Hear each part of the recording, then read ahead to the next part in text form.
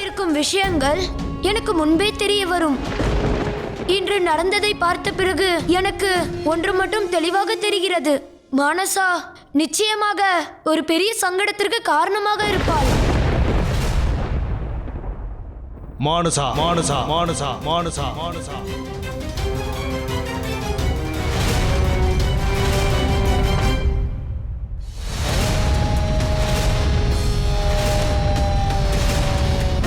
இவளை எங்களிடம் கொடுத்து விடுங்கள். நாங்கள் உங்கள் உயிரை தானமாக கொடுத்து விடுகிறோம். இல்லையெனில்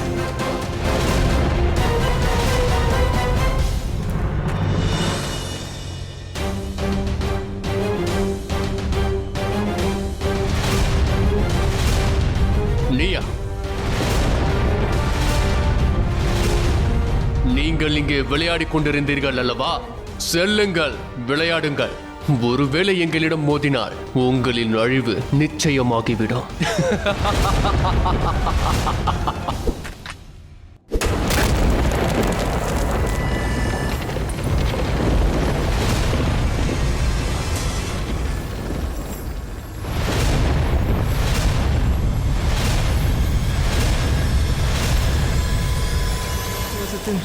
நான் சற்று அதிகமாகவே பேசிவிட்டேன் என்று நினைக்கின்றேன்.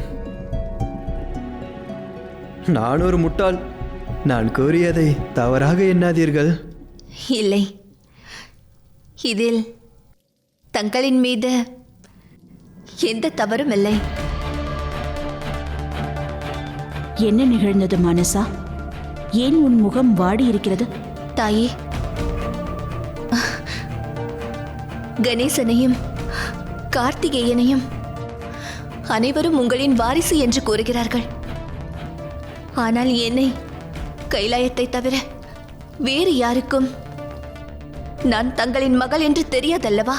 என்ன மானசா இது? இதுதான் காரணமா? ஆகட்டும், இதுதான் உனது விருப்பம் என்றால் நான் கைலாயத்தில் ஒரு விழாவிற்கு ஏற்பாடு செய்கிறேன். அந்த விழாவிற்கு அனைவரையும் அழைக்கலாம். அந்த விழாவில் அங்கு வரும் அனைவரிடமும் நான் எதற்காக இதை அனைவரும் தடுக்கிறீர்கள் என்று புரியவில்லை. ஏனென்றால் இது மகாதேவரின் ஸ்தானம் மகளே. இந்த ஸ்தானத்திற்கு ஒரு மதிப்புள்ளது. ஆனால் ஏன்? எதற்காக இங்கு மகாதேவரை தவிர வேறு யாரும் அமரக்கூடாது? ஏனென்றால் நாம் அமரும் இடத்தில், அந்த இடத்தில் நமது விருப்பம் மட்டுமல்ல, அந்த ஸ்தானத்திற்கு ஏற்ற மரியாதை, சக்தி நம்மிடம் இருக்க வேண்டும்.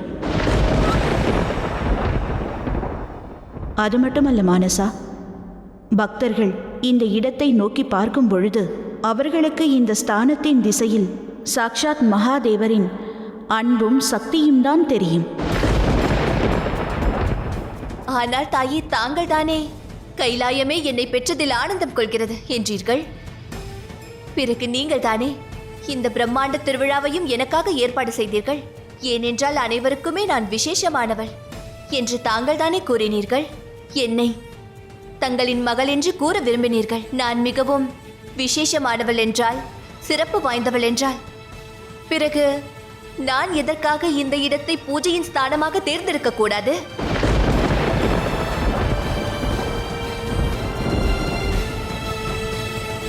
தாயும் தந்தையும் தன்னுடைய குழந்தைகளுக்காக அனைத்தையும் கொடுத்து விடுவார்கள்.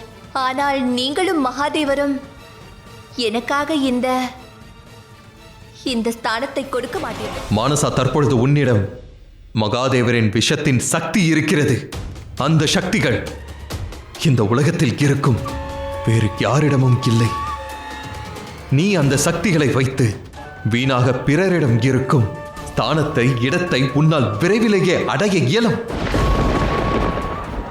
முதலில் யார் உன்னை வழியில் இருந்து நகர்த்த நினைத்தார்களோ அவரை உனது வழியில் இருந்து நீ நகர்த்தியாக வேண்டும் மானசா. அசுரகுரு சுக்கிராச்சாரியர்.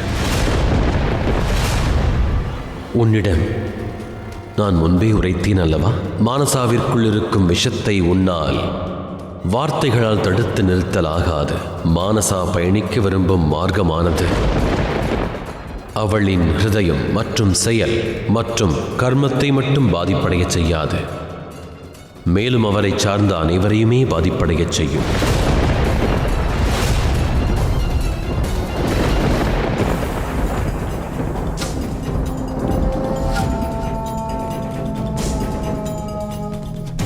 இதுவரையில் நமக்கு கிடைக்க வேண்டிய மரியாதை நமக்கு கிடைக்கவே இல்லை. ஆனால் இதன் பிறகு நான் இந்த நிலைமையை மாற்ற விரும்புகிறேன். என்னுடைய இந்த யுத்தத்தில் தாங்கள் அனைவரும் உதவ வேண்டும். தாங்கள் மீண்டும் ஒரு முறை என்னுடைய தவறு என்னவென்பதை புரிய வைத்து விட்டீர்கள் தாயே. இது எனக்கும் ஒரு பாடமாகும் மானசா. பெண் குழந்தையின் பாசம் என் கண்களை மறைக்கக்கூடாது. தாய் தந்தையர் எப்பொழுதும் ஒரு விஷயத்தில் கவனம் கொள்ள வேண்டும். பிரியத்துடன் கூறுவதை குழந்தைகள் கேட்கவில்லை என்றால் அவர்கள் அந்த குழந்தைகளுக்கு எதிராக இருப்பதற்கும் தங்களை தயார் செய்ய வேண்டும். ஒருவேளை இன்று நான் உன்னை தடுக்கவில்லை என்றால் அதுவே நான் புரிய போகும் மிகப்பெரிய தவறாகும்.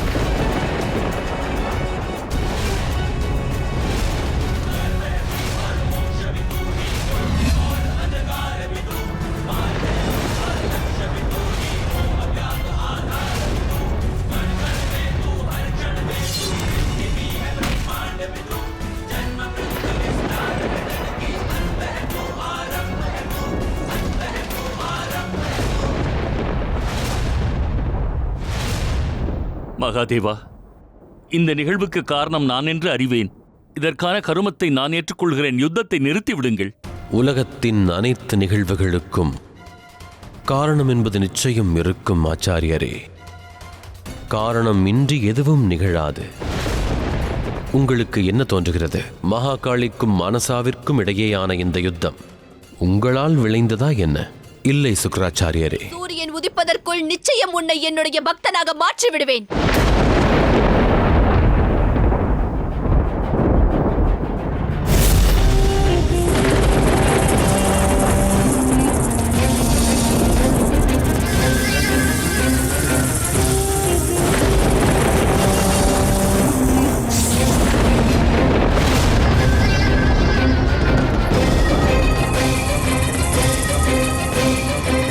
கவலைக்குள்ளாதீர்கள். நம்முடைய பக்தி உண்மையானதாக இருந்தால் நமக்கு எதுவும் நேரிடாது. வாருங்கள்.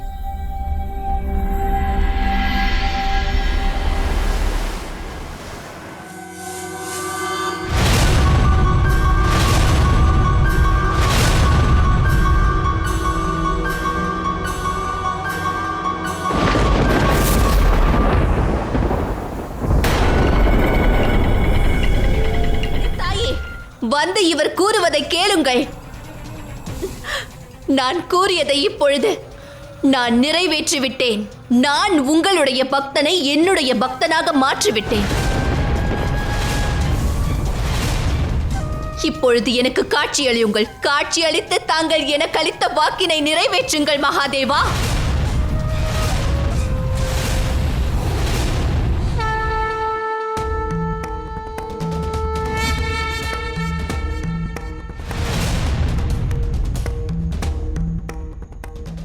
நான் தங்களிடம் கூறியதை நிறைவேற்றியுள்ளேன்.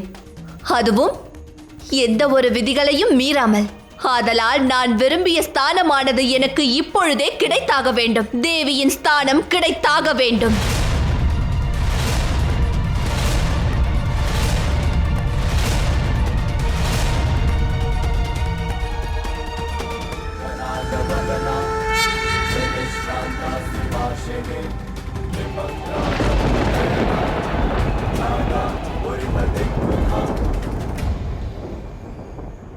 நீங்கள் கூறியதற்கான அர்த்தம் எனக்கு புரிந்தது. மானசாவின் மனதில் இருந்த விஷம் இப்பொழுது அழிந்துவிட்டது. ஆனால் இப்பொழுதும் சிலரின் மனதில் அதிகமான விஷம் இருக்கிறது. அந்த விஷத்தை நாம் தடுக்க வேண்டும்.